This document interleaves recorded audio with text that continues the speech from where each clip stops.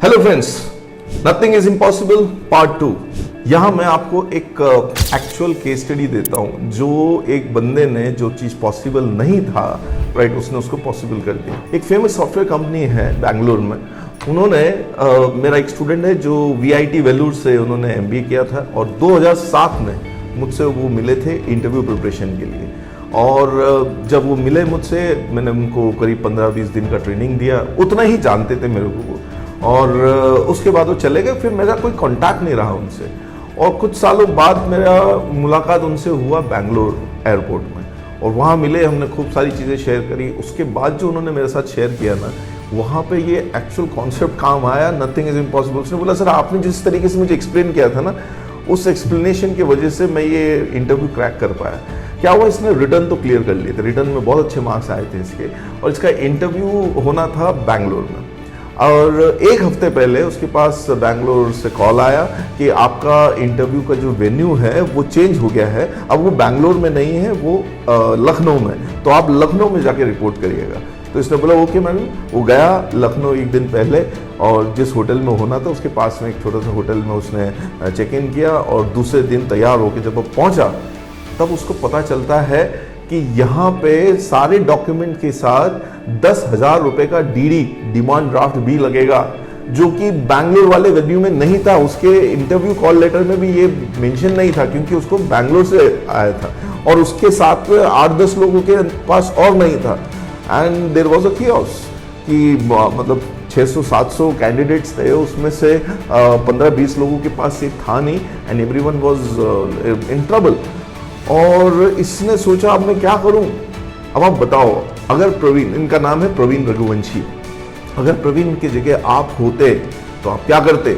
आप दुनिया भर का जो है जुगाड़ मारते। आप बोलते कि वो जो रिसेप्शनिस्ट है, क्योंकि एक होटल में होना था और स्वीट में लोग बैठे हुए थे जितने इंटरव्यूअर थे, और वहां तक जाने से पहले ये आपकी डॉक्यूमेंट रखवा रही थी। तो देखिए, उस लेडी के पास जो वहां बैठी है, जो आपका डॉक्यूमेंट चेक कर रही है, she doesn't have any power. आप उसको कुछ बना लो या आप उसको रिश्वत दो, उस सब चीज़ों से नहीं होगा। पहली बात तो हमको ये सारे गलत काम की तरफ सोचना ही नहीं। अगर मैं आपसे पूछूं क्या करोगे, तो आप एक दो आंसर आप जरूर लिखिएगा। मैं आपको बताता हूँ प्रवीण ने क्या करा। प्रवीण सबसे पहले वहाँ जितने भी 20-25 लोग थे, जो लोग हंगामा करने की तैयारी कर रहे थे, बोले नहीं हम तो ये कर देंगे, वो कर देंगे।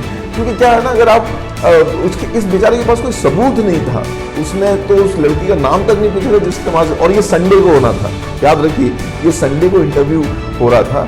अब 2007 में संडे को कोई बैंक भी ओपन नहीं है, तो अब इसके पास एक चैलेंज है, ये किस तरीके से चीज़ें करे। तो उसने सबसे पहला काम ये किया कि उस जगह को छोड़ के गया, एक ऑटो वाले को पकड़ा उसने, वहाँ से सराफा गया। इसके पास एक सोने की चेन थी और एक अंगूठी थी। उस अंगूठी और चेन को बेच के इसने सोचा कुछ पैसा करूँ, बट वो 3-4 हज़ार रुपये से ज़्यादा नहीं मिल रहा था उसको। फिर इसने अपने पिताजी को कॉल किया, पिताजी ने इसको थोड़ा डांटा। उसके बाद बोला कि चलो लखनऊ में, इसके पिताजी बिजनेसमैन थे, तो उसके पिताजी ने लखनऊ में उनकी किसी फ्रेंड का नंबर दिया। वो वहाँ गया और उसको 10,000 रुपये पूरे मिले, और ऑटो वाले को बोला कि सर जितने भी बैंक है ना, उन सारे बैंक के चलते हैं हम लोग। तो ऑटो वाले ने बोला सर सब बंद है। बोले कोई बात नहीं, तुम चलो। तो ऐसे करते करते करते करते करते करीब 12:30 बजे के आसपास, ये सुबह 8:30-9 बजे के आसपास पहुंचा था। वहां से लेके ये 12:30 बजे तक भटकता रहा, और इसको एक SBI का बैंक मिला जिसका आधा शटर खुला हुआ था। अब वो गया वहाँ पे, वहाँ चौकीदार खड़ा हो, तो उसने बोला सर मेरे को अंदर बोलो, अंदर नहीं जाने दिया। फिर जैसे तैसे इसने उसके हाथ पांव पकड़े, तो वो अंदर 2 PO बैठे हुए थे, जो प्रोफेशनल ऑफिसर्स होते हैं, वो बैठे हुए थे, लड़के थे, उसी के एज के थे।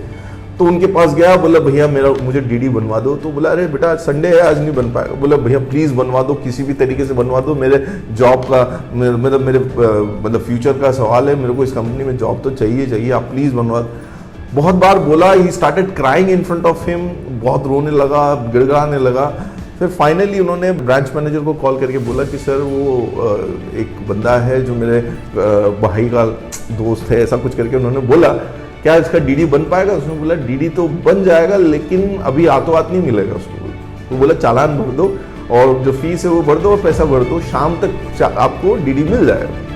उसने बोला ठीक है, और इसने चालान लेके करीब 2 बजे के आसपास वापस उस होटल में गया। अब तक सारा स्क्रीनिंग हो चुका था, जिनको आउट करना था कर चुके थे, अभी इंटरव्यू चल रहा था, राइट। अब जो है ये गया उस लेडी के पास, उस लेडी को बोला मैडम चालान लेके आ गया हूँ और शाम तक डीडी मिल जाएगा, क्योंकि इंटरव्यू रात तक होना था, कंडक्ट होना था। तो उन्होंने बोला कैसे लेके आया तुम डीडी, ये संडे को? बोले वो ऐसे लेके आया मैं। तो वो लेडी गई उस चालान को लेके इंटरव्यू पैनल के पास, उसमें से एक बंदा आया बाहर, उससे पूछा कैसे किया तुमने ये? तो उसने बोला ऐसे किया।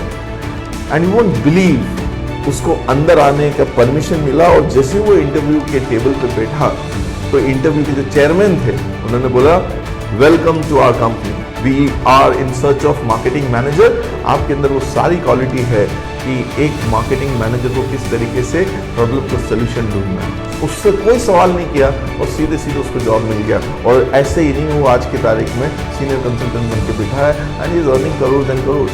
My dear friends, always have this winning attitude. आज आपको इन दोनों वीडियो से क्लियर हो गया होगा what you mean by nothing is impossible. अगर आपने मेरा नथिंग इज इम्पॉसिबल वाला वीडियो नहीं देखा है तो इसी के नीचे मैंने आपको लिंक दिया है, आप जाके देखिएगा, आपको समझ में आएगा how to create thoughts for this impossible answers.